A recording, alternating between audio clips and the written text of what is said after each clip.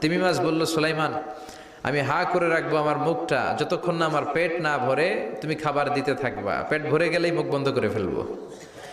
সেদিনা সুলাইমানের কথা অনুযায়ী জিনের বাদশাহ একটা আস্ত গরু ফ্রাই করা তিমি মাছের পেটের ভিতরে ঢুকাই দিছে, কিন্তু তিমি মাছ হা করে আছে। সেদিনা সুলাইমান বললেন, কয়েকটা খাসি মেরে দাও।